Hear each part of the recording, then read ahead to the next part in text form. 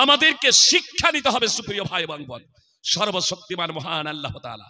তাহলে আমাদের এত ভয় কিসের? বিধান আছে, বিশ্ববিধাতা প্রদত্ত জীবন ব্যবস্থা, যা পৃথিবীর সবথেকে শ্রেষ্ঠতম ধর্ম সুপ্রিয় ভাই এবং বোন।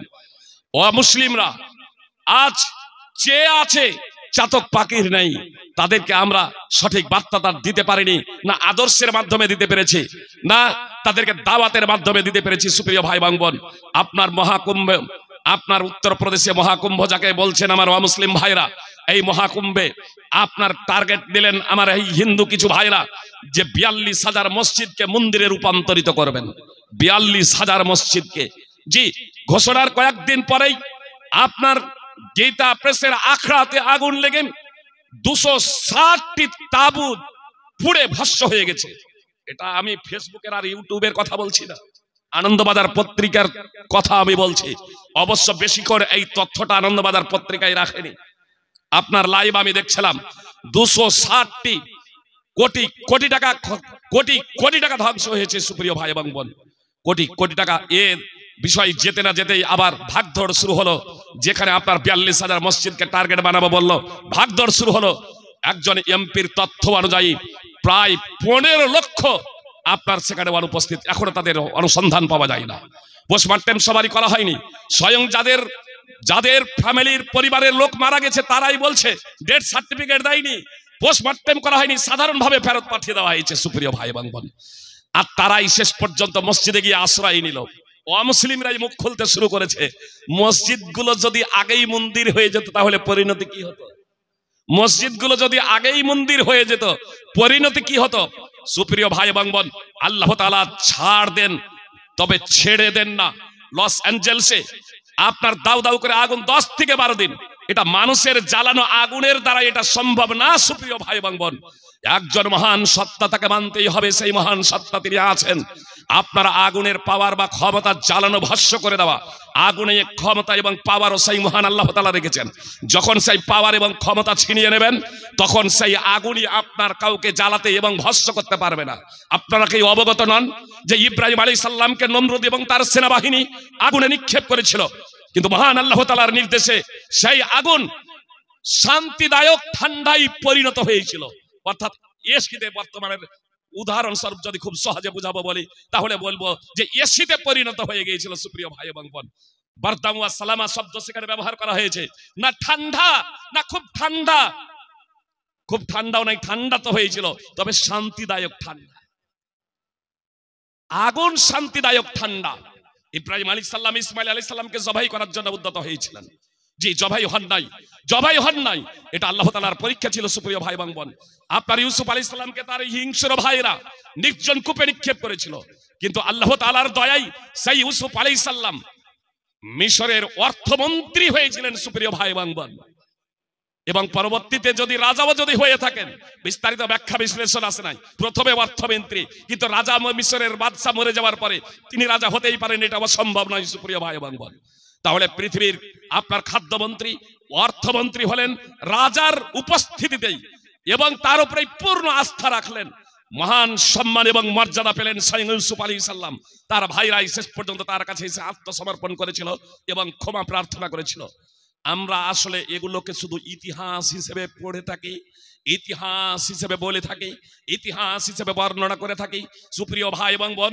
এই সব বিষয়গুলো ইতিহাস হিসেবে পড়া বা ইতিহাস হিসেবে শুধু অতিবাহিত করে দেওয়ার জন্য আল্লাহ পবিত্র কোরআনে অবতীর্ণ করেন নাই, বরং পবিত্র কোরআনে আল্লাহ তাআলা এগুলো বর্ণনা করেছেন শুধুমাত্র এই জন্যই। আল্লাহ বলছেন লাকাদ কানা লাকুম ফি কাসাসিহিম ইবরাতুল লিউলিল আলবাব।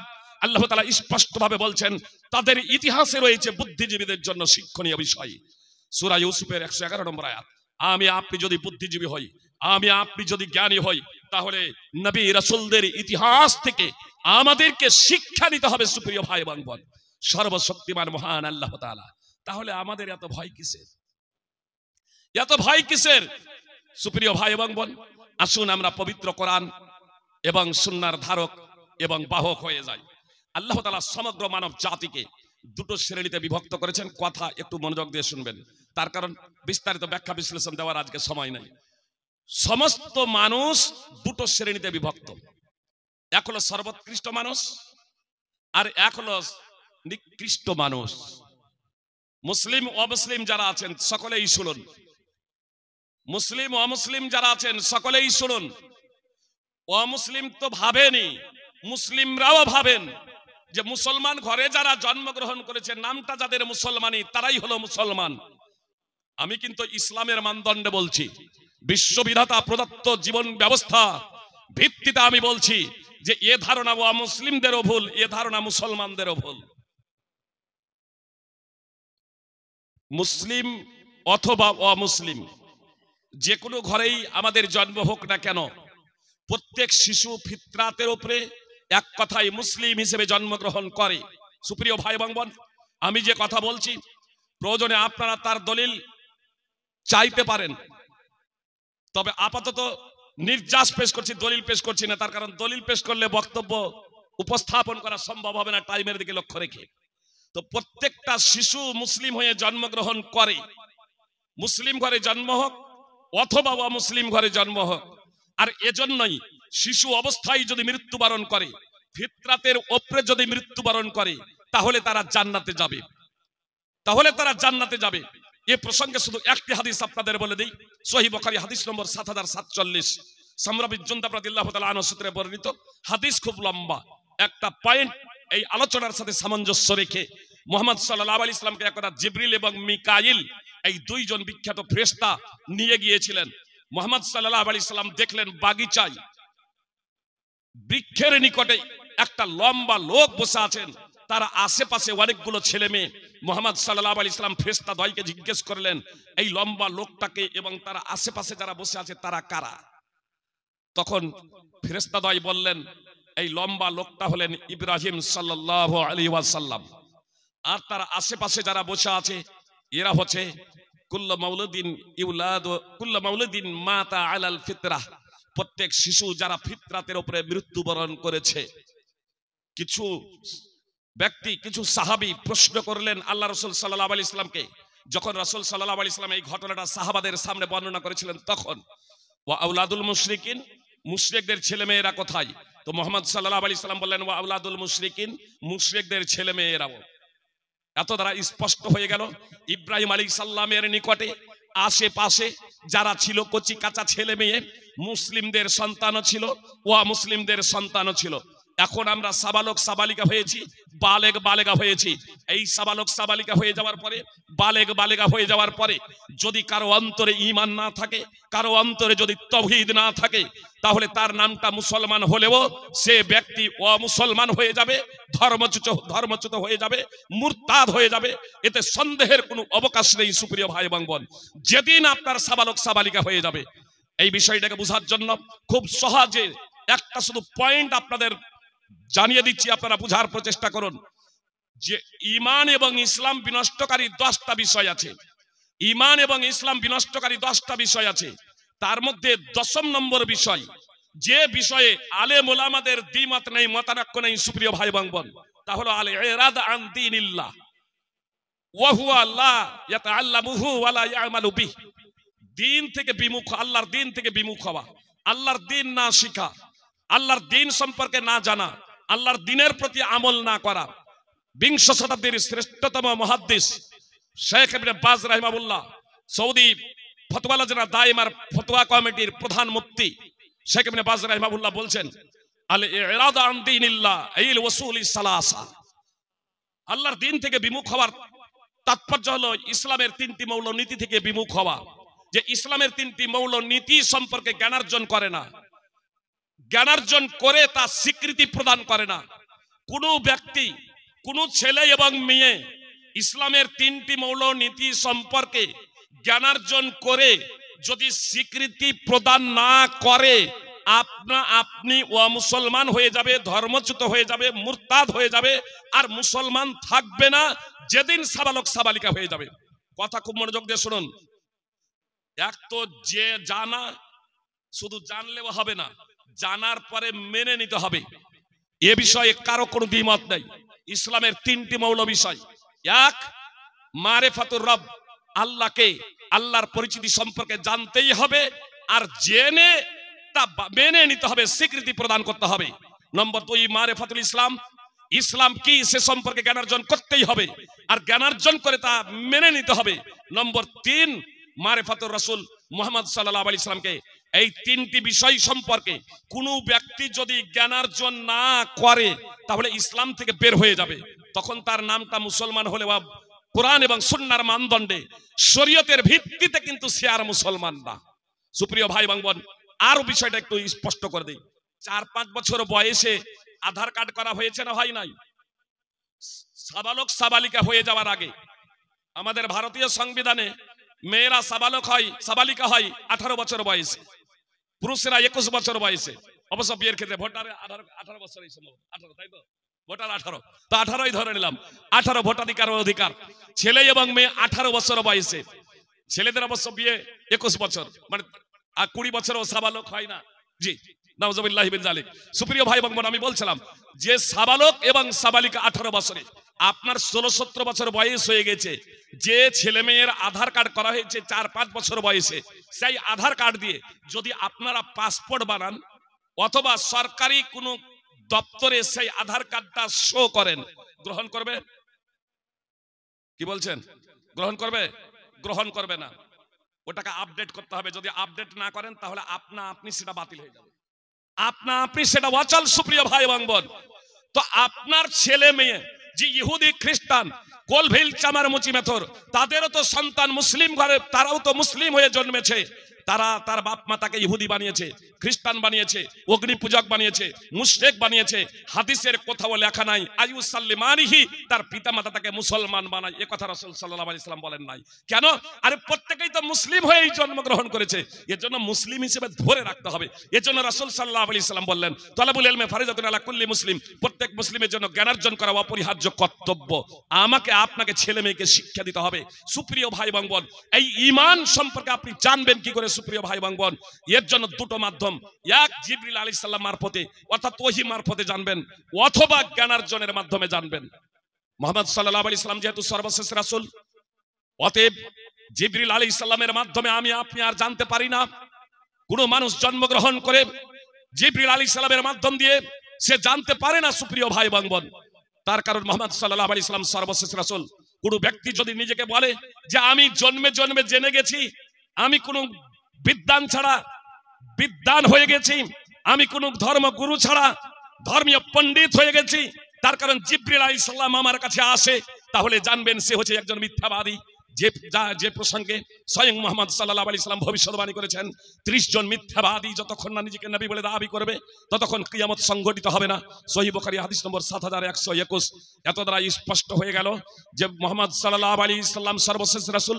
তারপরে আমরা জিবরিল আলাইহিস সালামের মাধ্যমে আর কেউ ওহী তথা ঈমান কি এটা বুঝতে পারবো না, জানতে পারবো না। এখন একটাই পদ্ধতি থাকছে, জ্ঞানার্জনের মাধ্যমে। জ্ঞানার্জনের মাধ্যমে কেন?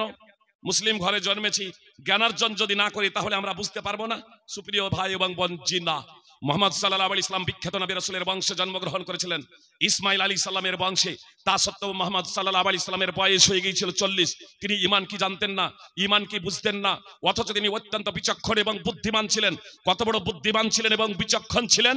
আর রাহিকুল মাকতুম অধ্যয়ন করেন। সুপ্রিয় ভাই এবং বোন, 20 বছর যখন বয়স, তখনই তিনি হিলফুল ফদল নাইনিস্টার প্রতিজ্ঞা বলে একটা সংগঠন প্রতিষ্ঠা করেছিলেন। আর যখন 35 বছর বয়স, হাজারে আসওয়াদকে তার স্থানে স্থাপন করাকে কেন্দ্র করে যখন রক্তপাতের উপক্রম হয়েছিল, মুহাম্মদ সাল্লাল্লাহু আলাইহি সাল্লাম নবী হওয়ার পূর্বেই 35 বছর বয়সে খুব সুষ্ঠুভাবে যে সমস্যার সমাধান দিয়েছিলেন, আপনার সকলেই বলতে শুরু করেছিল।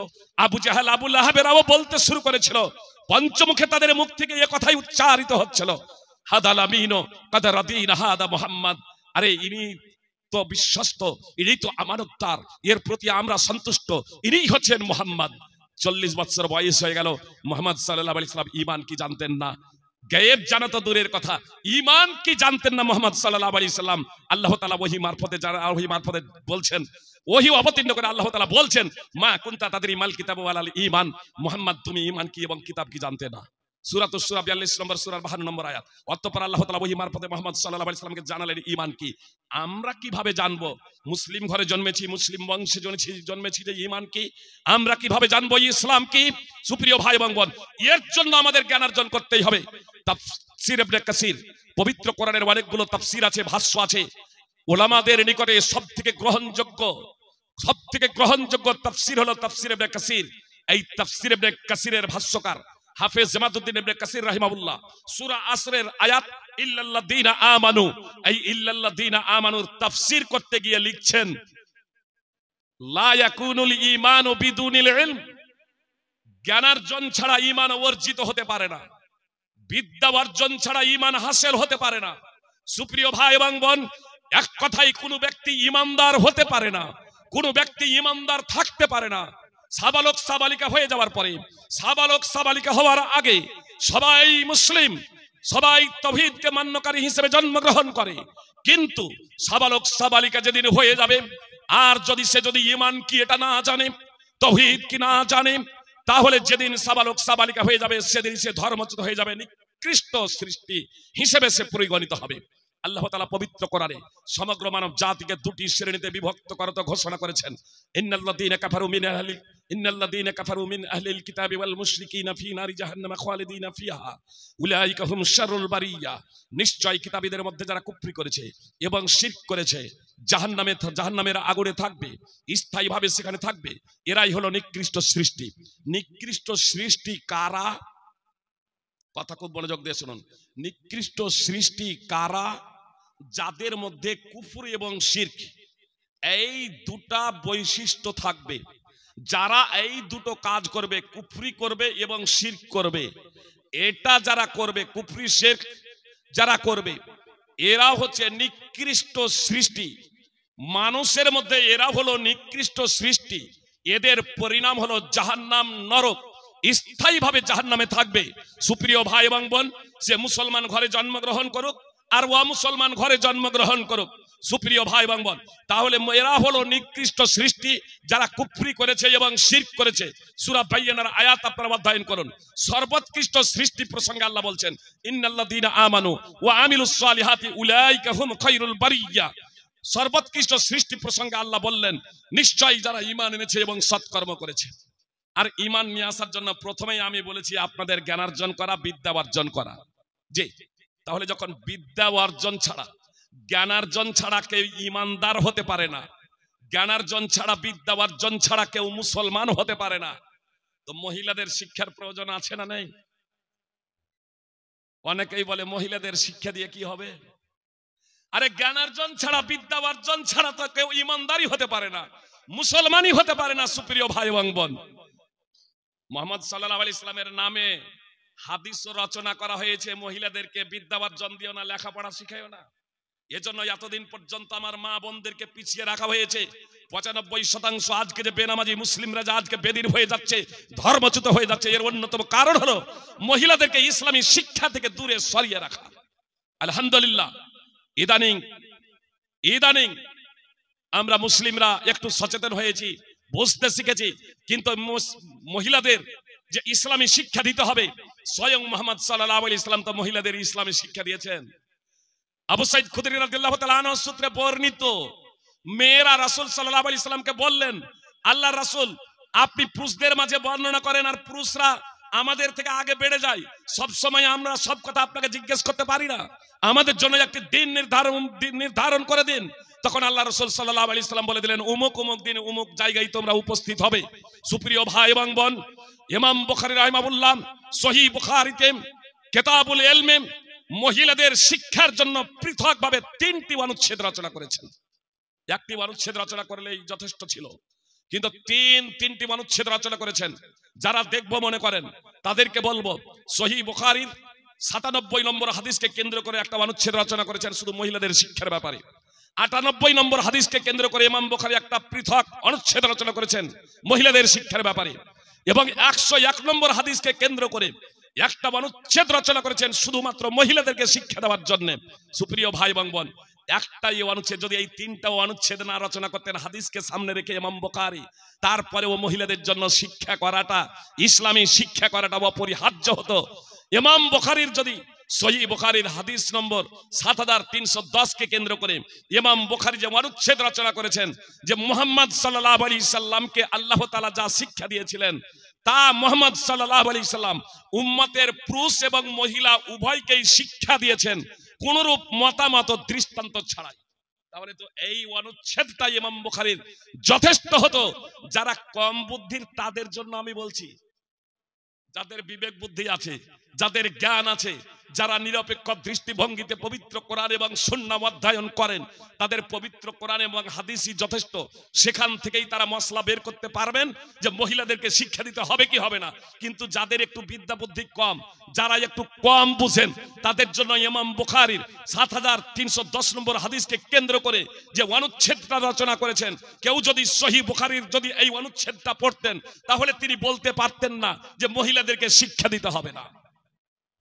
আল্লাহ হেফাজত করুক। সুপ্রিয় ভাই এবং বোন, পবিত্র কোরআনে অনেক আয়াত আছে যে সমস্ত আয়াতের মাধ্যমে মহিলাদের শিক্ষা দেওয়ার ব্যাপারে স্পষ্ট দিক নির্দেশনা রয়েছে। সুপ্রিয় ভাই এবং বোন, আল্লাহ তাআলা বলছেন সূরা তওবা ৯ নম্বর সূরার ৭১ নম্বর আয়াত অধ্যয়ন করুন।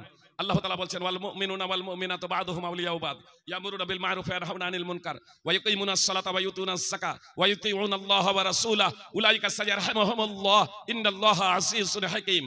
সুপ্রিয় ভাই এবং বোন, আল্লাহ তাআলা এখানে পুরুষ মুমিন এবং পুরুষ মহিলার বেশ কিছু গুণাবলী বর্ণনা করেছেন। আমর বিল মারুফ ওয়া নাহি আনিল মুনকার, অর্থাৎ সৎ কাজের আদেশ এবং অসৎ কাজে বাধা। যে দাওয়াতের কাজ কে করবে? আজকে তো ফেসবুক গরম, শুধু ওলামায়ে কেরাম, শুধু ওলামায়ে কেরাম করবেন এমনটি না, প্রত্যেকেই করবে, কিন্তু তাদেরকে আগে জানতে হবে। সব আলেমই বলছেন ওলামায়ে কেরাম, তারপরে বলছেন যে প্রত্যেকেই করবে সেই বিষয়টার দাওয়াত দেবে যে বিষয়টা নিজে জানবে। তো আল্লাহ যে মহিলাদের প্রসঙ্গে বলছেন যে মহিলারা ও সৎ কাজের আদেশ করবে, ও সৎ কাজে বাধা দেবে, তো মহিলারা না জেনে শুনেই, মহিলারা আলেম না হয়েই, মহিলারা লেখাপড়া না করে ওরা দাওয়াতের ময়দানে নেমে যাবে? যে মহিলারা দাওয়াতের কাজে নেমে যাবে শিক্ষা অর্জন না করেই। সুপ্রিয় ভাই এবং বোন, সময় যেহেতু শেষ, এজন্য আলোচনা করার সুযোগ নেই বিস্তারিত। আমি শুধু আপনাদের এতটুকু বলতে চাই, সুপ্রিয় ভাই এবং বোন, সর্বোৎকৃষ্ট ব্যক্তিরা জান্নাতে যাবে। আর সর্বোৎকৃষ্ট ব্যক্তি প্রসঙ্গে আল্লাহ তাআলা বললেন, আল্লাহ তাআলা স্পষ্টভাবে বললেন দুটো গুণের কথা। এক, ঈমান, মানে ঈমানদার হতে হবে, মুসলমান হতে হবে। শুধু নামটা মুসলমান হলে হবে না, মুসলমান ঘরে জন্মগ্রহণ করলেই হবে না। আপনার আকীদা এবং বিশ্বাস, আমল এবং কর্ম আপনার ইসলাম অনুযায়ী হতে হবে। সুপ্রিয় ভাই এবং বোন, তাহলে নম্বর ১ হলো ঈমান, আপনার আকীদা সঠিক হতে হবে। নম্বর ২, আমালে সালেহা, অর্থাৎ সৎকর্ম। এই সৎকর্ম দুটো ভাগে বিভক্ত। এক হচ্ছে আল্লাহর হক বান্দার উপরে। মুহাম্মদ সাল্লাল্লাহু আলাইহি সাল্লাম মুআয বিন জাবালকে বলেছিলেন, তুমি কি জানো আল্লাহর হক বান্দার উপরে কি আছে? তখন মুআয রাদিয়াল্লাহু তাআলা আনহু বললেন, আল্লাহ এবং তার রাসূল সাল্লাল্লাহু আলাইহি সাল্লাম বেশি জানেন। তো আল্লাহ রাসূল সাল্লাল্লাহু আলাইহি সাল্লাম বললেন, হাক্কুল্লাহি আলা ইবাদিহি আন ইয়াবুদুহু ওয়া লা ইউশরিকু বিহি শাইআ। আল্লাহর হক বান্দা তার বান্দাদের উপরে হলো এই যে তারা আল্লাহর ইবাদত করবে, তার সাথে কাউকে শরীক করবে না। সুপ্রিয় ভাই এবং বোন, আজকে এই মুসলমান যারা আমরা নিজেদের মুসলমান বলে দাবি করি, তারা ৯৫% মানুষ শিরকে জর্জরিত। আর যারা নামাজ পড়ি তারাও আবার নানাভাবে শিরক করি। যদি এই শিরকের যদি মূল্যায়ন শুরু করা হয় তাহলে হয়তো 2% পৃথিবীতে মুসলমান বাঁচবো যারা শিরক মুক্ত জীবন যাপন করছে। এ মুসলিমদের উপরে জুলম নির্যাতন নেমে আসবে না, এ মুসলিমদের উপরে আল্লাহ তাআলার পক্ষ থেকে পরীক্ষা হবে না, তার কি হবে? সুপ্রিয় ভাই এবং বোন, এজন্য আপনাদেরকে বলবো আসুন নিজেদের জীবনে পরিবর্তন নিয়ে আসি। আমালে সালেহা যদি বলেন, দ্বিতীয় পাঠ, একটা হচ্ছে আল্লাহর অধিকার বান্দার উপরে আর বান্দার অধিকার বান্দাদের উপরে। তাহলে এই প্রসঙ্গে আমি সময় নাই, শুধু একটাই হাদিস আপনাদের সামনে বলবো। সুপ্রিয় ভাই এবং বোন, একটাই হাদিস। আপোষে সুসম্পর্ক স্থাপন করা কতটা গুরুত্বপূর্ণ, আপোষে শত্রুতা, হিংসা এবং বিদ্বেষ, দুশ্মনীকে বিসর্জন দেওয়া কতটা গুরুত্বপূর্ণ, শুধু একটি হাদিস শুনুন। আল্লাহ রাসূল সাল্লাল্লাহু আলাইহি সাল্লাম বলেছেন, সোমবার এবং বৃহস্পতিবার জান্নাতের দরজাসমূহ খুলে দেওয়া হয় একটি বর্ণনা আছে আমল সমূহ পেশ করা হয়, অর্থাৎ আল্লাহ তাআলার নিকটে বান্দাদের আমল পেশ করা হয়। তখন আল্লাহ তাআলা তার এমন প্রত্যেক বান্দাকে ক্ষমা করে দেন যারা আল্লাহর সাথে শরীক করে না। সোমবার এবং বৃহস্পতিবার আল্লাহ জান্নাতের দরজা খোলা হয়, আমল সমূহ আল্লাহর কাছে পেশ করা হয়। আল্লাহ বান্দাদের মানুষের প্রত্যেক বান্দার এমন প্রত্যেক মানুষকে ক্ষমা করে দেন যারা আল্লাহর সাথে শরীক করে না, যারা শিরক করে না। তবে সেই দুইজন ছাড়া যারা আপোষে দুশ্মনী করে, খুব সাধারণভাবে বুঝুন, যারা কাফের, মুশরিক, নাস্তিক, এক কথায় অমুসলমান, কোরআন এবং হাদিসের মানদণ্ডে বলছি, যারা শিরক করে না, যারা শিরক করে না, কুফরি করে না। বেনামাজি এরা শিরক করে না? বেনামাজি শিরক করে এ বিষয়ে কোনো দ্বিমত নাই, স্পষ্ট হাদিস। অতএব বেনামাজিও এই বৃহস্পতিবার সোমবারেও ক্ষমা পাবে না যতক্ষণ না তারা তওবা করে নামাজি হবে। এজন্য আপনাদের বলবো, যদি ক্ষমা পেতে চান তাহলে আজকেই তওবা করে নামাজি হয়ে যান। এবার তাহলে যারা কুফরি করে না, শিরক করে না, এক কথায় তাওহীদ পন্থী ঈমানদার, এক অদ্বিতীয় বিশ্ববিধাতার যারা দাসত্ব করে, উপাসনা করে, তাদেরকে আল্লাহ ক্ষমা করে দেন সোমবার এবং বৃহস্পতিবারের দিন। শর্ত হলো একটাই, যে দুইজন ঈমানদারের মাঝে, দুইজন মুসলমানের মাঝে যাতে কোনো প্রকারের শত্রুতা বা দুশ্মনী না থাকে। যদি দুইজন মুসলমানের মাঝে শত্রুতা থাকে, দুশ্মনী থাকে, হিংসা এবং বিদ্বেষ থাকে, তাহলে আল্লাহ অবকাশ দেন। মুহাম্মদ সাল্লাল্লাহু আলাইহি সাল্লাম বলছেন যে এই দুইজন প্রসঙ্গে বলা হয়, আনদিরু হাদাইনা হাত্তা ইয়াস্তালিহা, আনদিরু হাদাইনা হাত্তা ইয়াস্তালিহা, আনদিরু হাদাইনা হাত্তা ইয়াস্তালিহা। এদের দুজনকে অবকাশ দাও ততক্ষণ পর্যন্ত যতক্ষণ না নিজেরা আপোষ সংশোধন করে নাই। এই কথাটা তিনবার বলা হয় সুপ্রিয় ভাই এবং বোন। সুতরাং আমি এই কথা দ্বারা এটাই বলতে চাই, আলেম ওলামা হোক আর সাধারণ মুসলমান হোক, স্বামী স্ত্রী হোক, আর ভাই হোক, ভাই বনে হোক, বনে হোক, যায় ননদে হোক, ননদে হোক, যায় হোক, সুপ্রিয় ভাই এবং বোন, বাপ বেটাই হোক, শ্বশুর জামাই হোক, যদি আপোষে কোনো প্রকারের দুশ্মনী থাকে, যদি কোনো প্রকারের শত্রুতা থাকে, যদি কোনো প্রকারের মনোমালিন্য থাকে, তাহলে আজকেই এ সভা থেকে উঠার সঙ্গে সঙ্গে ক্ষমা চেয়ে নেন। সেই সময় আসার আগেই, যেদিন আপনার স্বর্ণ মুদ্রা থাকবে না। সুপ্রিয় ভাই এবং বোন, সময় নেই, নইলে আলোচনা করতাম। এখানেই সমাপ্ত করছি শুধু এই কথা বলে, সোমবার এবং বৃহস্পতিবার আল্লাহ তাআলা যে ক্ষমা করে দেন ওয়া মুসলিম ছাড়া প্রত্যেক মুসলমানকে, কিন্তু সেই দুই মুসলমানকে ক্ষমা করেন না, সেই দুই ঈমানদারকে ক্ষমা করেন না যারা আপোষে কোনো প্রকারের কারো সাথে মনোমালিন্য রাখে, শত্রুতা রাখে, হিংসা বিদ্বেষ পোষণ করে এক অপরের প্রতি। অতএব আমি বলবো যে আসুন আমরা নিজের মনের গ্লানিকে মুছে দিয়ে আল্লাহ তাআলার সন্তুষ্টির জন্য, আল্লাহ তাআলার ভয়ে দ্বীনে ইসলামকে বাস্তবায়ন করার লক্ষ্য এবং উদ্দেশ্যে সার্বিক প্রচেষ্টা অব্যাহত রাখি। সুপ্রিয় ভাই এবং বোন, আমরা আমাদের মেয়েদের ইসলামের শিক্ষায় সুশিক্ষিতা করি। সুপ্রিয় ভাই এবং বোন, আমরা যদি আমাদের মেয়েদের ইসলামের শিক্ষায় সুশিক্ষিতা করতে পারি, তাহলে অদূর ভবিষ্যতে উত্তম জাতি পাবে এই দেশ তথা পৃথিবী। ইনশাআল্লাহ মুসলিম আবার মুহাম্মদ সাল্লাল্লাহু আলাইহি সাল্লামের আদর্শে আদর্শবান হতে সক্ষম হবে। নারীদের ছাড়া মুসলিমরা মুহাম্মদ সাল্লাল্লাহু আলাইহি সাল্লামের আদর্শে আদর্শবান হতে পারে না। আর তার রেজাল্ট আজকে 95% বেনামাজি। আল্লাহ আমাদের হেফাজত করেন, আমাদের মা বোনদের ইসলামী শিক্ষা দেওয়ার তৌফিক দান করেন। আমরা যাতে সার্বিকভাবে আমাদের মেয়েদের, আমাদের বোনেদের, আমাদের মায়েদের যাতে ইসলামী শিক্ষা, ইসলামী চেতনা তাদের অন্তরে ভরে দিতে পারি, তাদের মস্তিষ্কে, তাদের অন্তরে গেঁথে দিতে পারি, সেই তৌফিক আল্লাহ তাআলার কাছে কামনা করি। হে আল্লাহ, তুমি আমাদের সকলে নিজ রহমতে তোমার দ্বীনকে বুঝার, তোমার দ্বীনকে বাস্তবায়ন করার তৌফিক দান করো।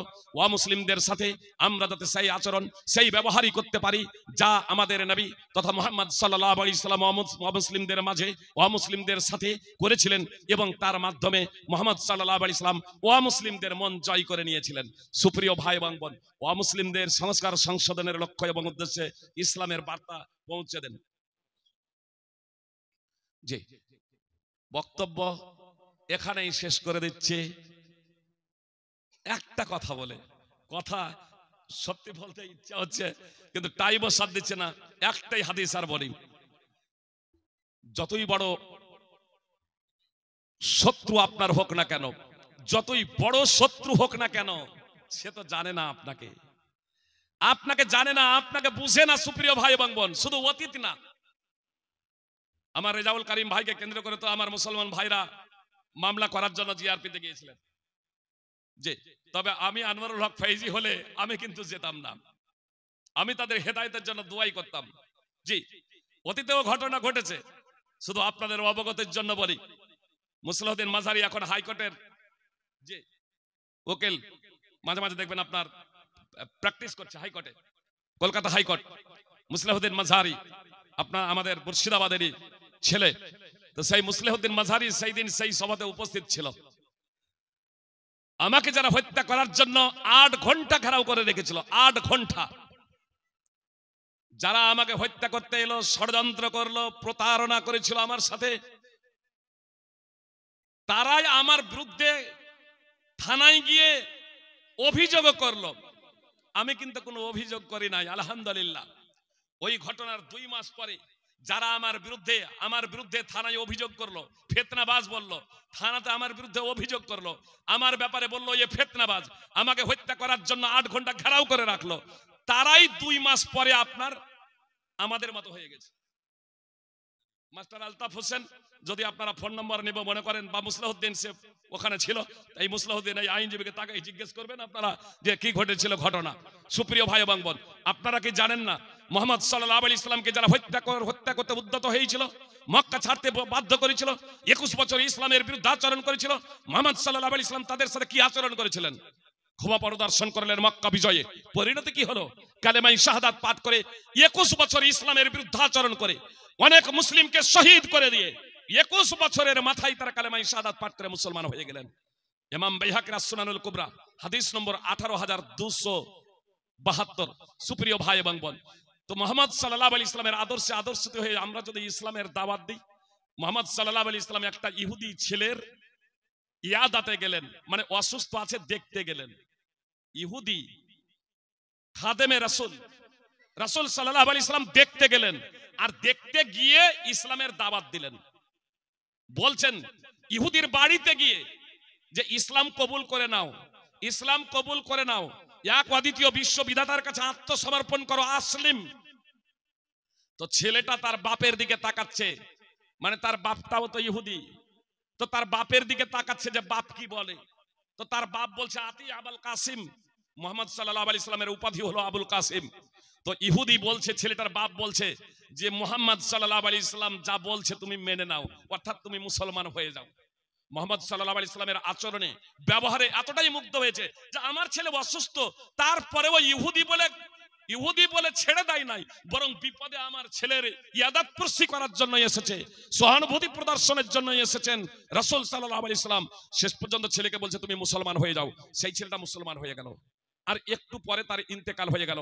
মুহাম্মদ সাল্লাল্লাহু আলাইহি সাল্লাম সেখান থেকে বের হচ্ছেন, এই কথা বলতে বলতে আলহামদুলিল্লাহিল্লাযী আনকাদাহু বি মিনান নার, সেই সত্তার প্রশংসা যিনি এই ছেলেটিকে আমার মাধ্যমে জাহান্নামের আগুন থেকে বাঁচিয়ে নিলেন। সহিহ বুখারীর 1356 নম্বর হাদিস।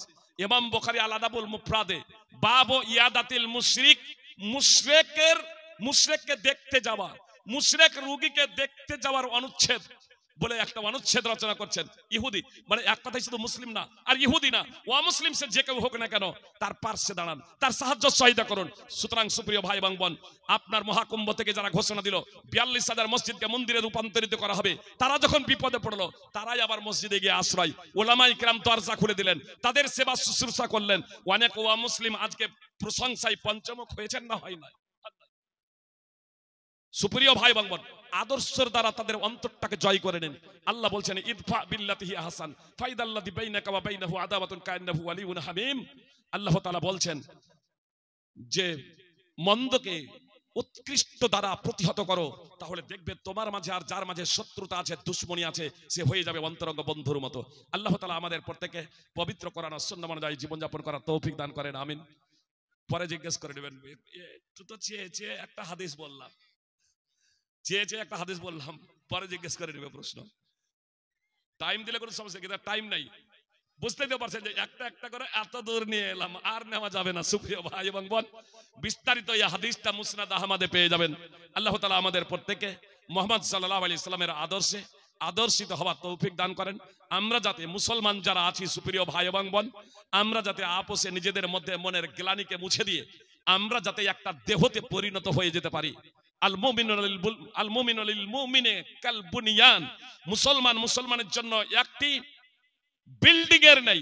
ইট যদি একাই যদি থাকে, ভেঙে থাকে চুরমার করে দেওয়া যায়, অনেকে কিল দিয়ে ঘুষি মেরে ভেঙে দিচ্ছে, কিন্তু বিল্ডিং এ যখন থাকে হাতুড় দিয়েও ভাঙা যায় না।